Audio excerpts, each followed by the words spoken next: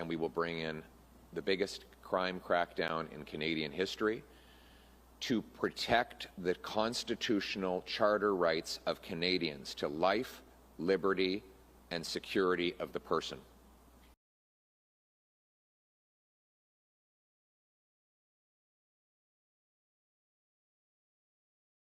A perfect example of this catch-and-release approach is the Liberals' failure to respond to the Supreme Court's decision in the Alexandre Bissonnette case, a man who carried out a vile murder of 6 innocent people, a premeditated attack on peaceful worshippers, gunning them down, execution style. Now, the trial judge in the Bissonnette's case decided that he should not be eligible for parole for at least 40 years. Now, I think that's too little. The judge reached this sentence by applying the Protecting Canadians by Ending Sentence Discounts for Multiple Murderers Act. A previous Conservative government had introduced that act. It was meant to get rid of the bulk discount for multiple murderers that allowed them to serve all their sentences at once. But later on, the Supreme Court thought that sentence was too severe. Let's be clear. The earlier sentence would have allowed Bissonnette to be free after 60 years, and at the age of 60, after 40 years. But the Supreme Court thought that was too harsh. So he kills 6 people, and the Supreme Court thought it was too harsh to have him stay in prison until he's age 60. So they struck down the law. Now, Bissonnette will be eligible for release after just 25 years. That works out to 4 years of jail time for every murder he committed. Think about that for a second. What happened to the principle of proportionality? You get 4 years behind bars for taking the life of another human being? This is insane. And it has to stop. You know, that was back in 2022, this decision was made. 3 years have gone by, and Mr. Carney and the Liberals have done nothing to reverse it. And they can reverse it. As a result of the court's decision, multiple murderers can now be let out of prison after just 25 years. They don't even serve a single real life sentence for any of the murders. And it's not just Bissonnette. It's Justin Bourque, who was convicted for his horrific shooting spree in which he murdered 3 RCMP officers and injured 2 others in Moncton. The trial judge in this case deemed his crimes worthy of 75 years without parole.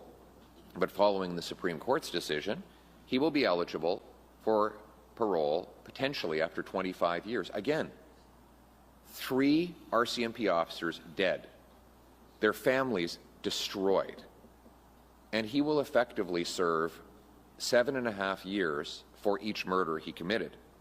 That means he could walk free on his 50th birthday after taking 3 lives and injuring others. Now, Parliament has the legitimate constitutional authority and the moral duty to correct this injustice and restore common sense sentencing with no more discounts for multiple murderers. Every life matters, and someone who takes multiple lives should be held accountable for each one. That's why I'm announcing today a Conservative government will reintroduce and pass the law that empowered judges to impose consecutive sentences for killers convicted of multiple murders. The worst mass murderers should never be allowed back on our streets. For them, a life sentence should mean what it says, a life sentence. They should only come out in a box. We will do this using Parliament's legitimate constitutional authority under the Charter of Rights and Freedoms that allows Parliament to act to protect the charter rights of Canadians. And let me talk about those charter rights. I am here today to defend the Charter of Rights and Freedoms, particularly for law-abiding Canadians and victims of crime. The Liberals have systematically violated the charter rights of Canadians to life, liberty, and security of the person, as defined in Section 7. By allowing repeat murderers back out on the street, Liberals are violating the rights of law-abiding people to live in peace and security. By allowing rampant offenders with 200 or 300 convictions to be released within hours of their most recent arrest, Liberals are violating the constitutional rights of the next victim that those criminals will target. I will protect the Charter of Rights for a change. I will also. So the question is, do I respect Supreme Court decisions? The answer is yes. And I also respect the Charter of Rights and Freedoms, which guarantees life, liberty, and the security of the person to every single Canadian. That right has been trampled on by the Liberals' catch-and-release laws that have unleashed crime and chaos in our communities. And I will use Section 33 of the Charter of Rights and Freedoms to put an end to the Liberal crime and drug wave and to protect law-abiding Canadians against the dangers that are spreading everywhere in our streets. My follow-up, Pierre Poilievre announced today he would use the notwithstanding clause to push through his tough-on-crime agenda. Is there any case you'd invoke the clause to override the Charter? I think this is a very dangerous step.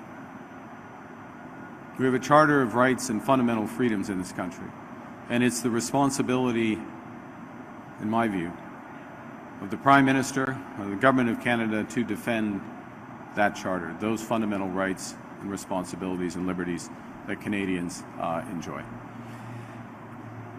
The politicizing certain issues with respect to fundamental rights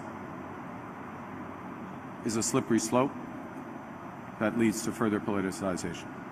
And I understand if I was correctly briefed, it won't surprise you, I didn't watch Mr. Poilievre's press conference, but if I was correctly briefed, that it relates to issues of heinous crimes and murders. You know, being tough on crime and being tough starts with being smart on crime. And it includes being tough on guns and gun violence. And I note that, with regret, that Mr. Poilievre has voted against every single gun control measure during his very long career as a career politician and member of the House of Commons. I think it's over 200 times. So we're focused on results. We've just tightened those gun measures with announcements which I think you saw a few days ago. We'll continue to do so. But we will defend the Charter rights of Canadians on principle because it's the right thing to do.